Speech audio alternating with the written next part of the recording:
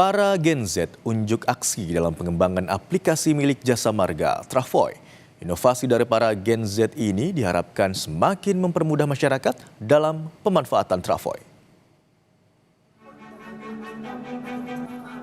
5 besar finalis adu ide, gagasan dan strategi dalam final Travoy Wowcast Competition 2026 di Kota Kasablanka, Jakarta pada Sabtu siang.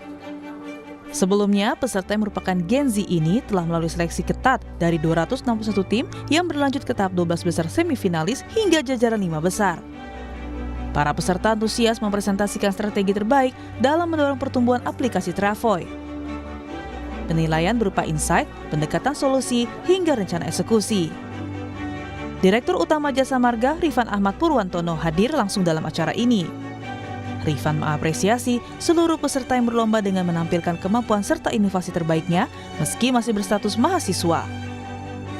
Rifan berharap jutaan pengguna jalan tol bisa semakin terbantu dan dipermudah sehingga Travoy menjadi aplikasi pilihan masyarakat. Champion di daerahnya masing-masing di seluruh Indonesia dan terpilihlah 15 besar sampai dengan 3 besar. Dengan demikian diharapkan ini memberikan masukan ya buat kita karena setiap aplikasi yang dikembangkan apalagi diperlukan untuk pelayanan publik selalu dinamis, selalu harus agile atau adaptif dengan kebutuhan masyarakat. Masukan atau kemudian inovasi ini menjadi penting buat kita.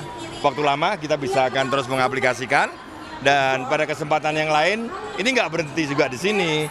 Nanti akan kita lakukan secara terus-menerus ya setiap tahunnya.